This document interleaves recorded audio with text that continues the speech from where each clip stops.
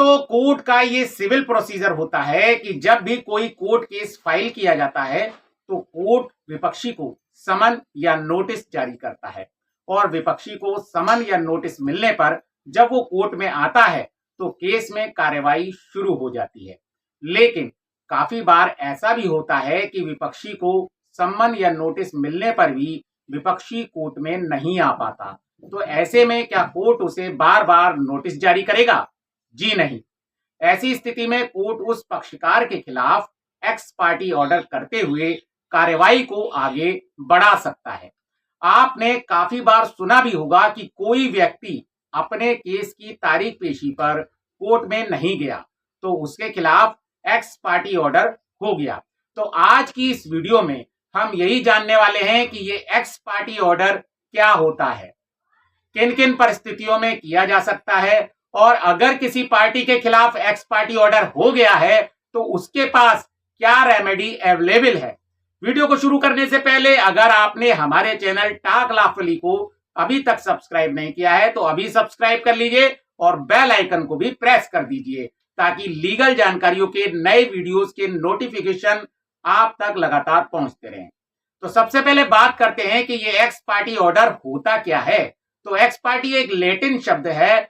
Judicial proceedings के context में इसका मतलब है कि किसी केस में किसी पार्टी की अनुपस्थिति पर केस की कार्रवाई करना या किसी केस में केवल एक पक्षकार को सुनते हुए कोई आदेश देना।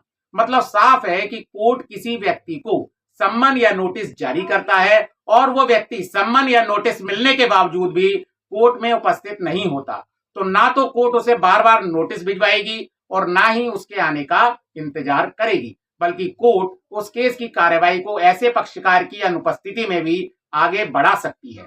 इसके लिए जो पक्षकार उपस्थित नहीं होता है उसकी अनुपस्थिति पर कोर्ट को एक पक्षीय कार्रवाई का आदेश देना होता है। इसको ही एक्स पार्टी ऑर्डर कहते हैं। ऐसा नहीं है कि एक्स पार्टी ऑर्डर केवल तब हो सकता है जब पहली बार सुनवाई पर पार्टी कोर्ट में नहीं आए, बल्कि केस की प्रोसीडिंग्स के दौरान भी हर तारीख पेशी पर हर पार्टी के लिए ये जरूरी है कि वो या तो व्यक्तिगत रूप से या फिर अपने वकील के जरिए कोर्ट में उपस्थित रहे। कोर्ट की कार्रवाई के दौरान भी किसी भी तारीख पर अगर वादी उपस्थित नहीं होता है तो केस को खारिज किया जा सकता है। लेकिन अगर प्रतिवादी या उसका कोई वकील कोर्ट में उपस्थित ना हो तो कोर्ट एक तरफा कार्रवाई यानी कि एक्स पार्टी ऑर्डर करके केस को आगे चलाता है। एक्स पार्टी ऑर्डर के लिए प्रोविजन सिविल प्रोसीजर कोड के ऑर्डर 9 में दिए हुए हैं। ऑर्डर 9 रूल 3 में यह प्रोविजन है कि जहां पर केस में दोनों में से कोई भी पार्टी तय की गई तारीख पेशी पर अपीयर नहीं होती है तो कोर्ट उस केस को खारिज कर सकता है। आगे ऑर्डर 9 रूल 6 में प्रोविजन है कि जब केवल वादी यानी केस फाइल करने वाली पार्टी कोर्ट में अपीयर होती है तो सबसे पहले कोर्ट ये देखता है कि विरोधी पार्टी यानी कि प्रतिवादी को भिजवाए गए सम्मन की तामील हुई है या नहीं हुई है, और सम्मन या नोटिस प्रतिवादी को मिल गया है तो क्या प्रतिवादी को इतना पर्याप्त टाइम मिला है कि वो कोर्ट को अटेंड कर सके। यानी कि कोर्ट ने जो सम्मन या नोटिस प्रतिवादी को भेजा था वो उसे टाइम से मिला है या नहीं मिला है। अब मान लीजिए कि पार्टी अगर विरोधी पार्टी बाहर की रहने वाली है और कोर्ट की तारीख पेशी के ठीक पहले उसे सम्मन या नोटिस मिलता है तो कोर्ट इसको पर्याप्त तामील नहीं मानते हुए फिर से सम्मन या नोटिस जारी करने का आदेश देती है।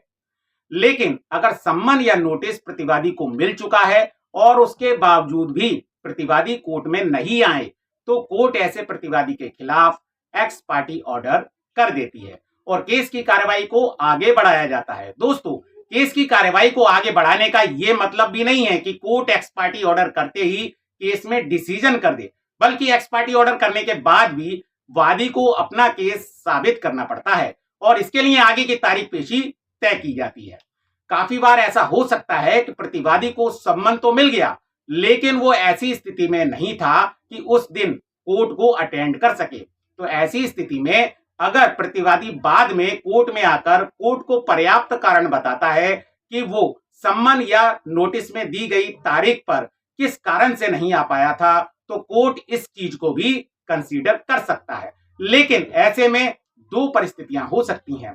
पहली तो यह कि प्रतिवादी के कोर्ट आने तक केस में अभी कार्यवाही चल रही हो, केस में डिसीजन नहीं हुआ हो, और दूसरी परिस्थिति ये भी हो सकती है कि प्रतिवादी के कोर्ट में आने तक केस में कार्यवाही पूरी की जाकर केस में डिक्री की जा चुकी हो। अगर केस में कार्यवाही पूरी नहीं हुई है या डिक्री जारी नहीं की गई है तो ऑर्डर 9 रूल 9 के प्रोविजन लागू होंगे। तो ऐसी स्थिति में अगर कोर्ट को लगता है कि प्रतिवादी के पास नियत तारीख पेशी पर नहीं आने के लिए कोई पर्याप्त कारण था तो कोर्ट एक पक्षीय कार्रवाई को कैंसिल करते हुए प्रतिवादी को केस की कार्रवाई में भाग लेने के लिए अलाउ कर सकता है। और जिस केस में कार्रवाई पूरी की जाकर डिक्री जारी की जा चुकी है उसके लिए ऑर्डर 9 रूल 13 के प्रोविजन लागू होंगे।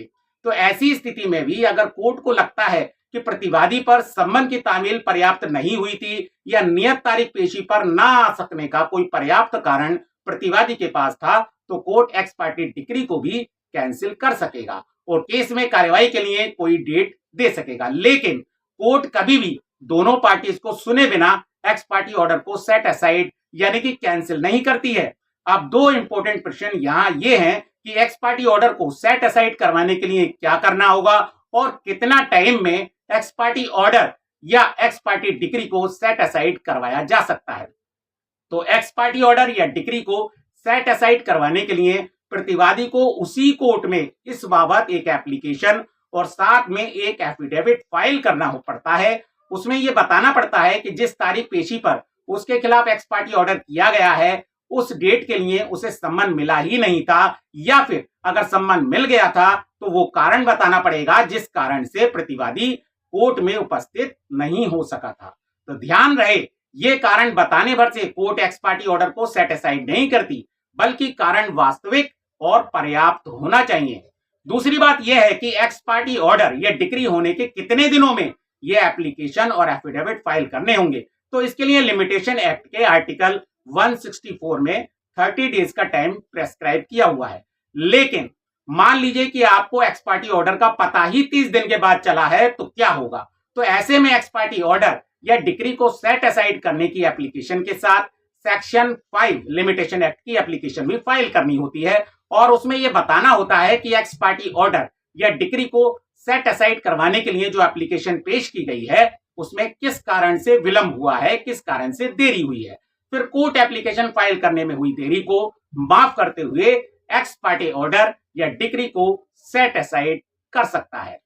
तो दोस्तों आज की हमारी सिविल प्रोसीजर में एक्स पार्टी ऑर्डर के बारे में दी गई जानकारी आपको कैसी लगी बताइएगा।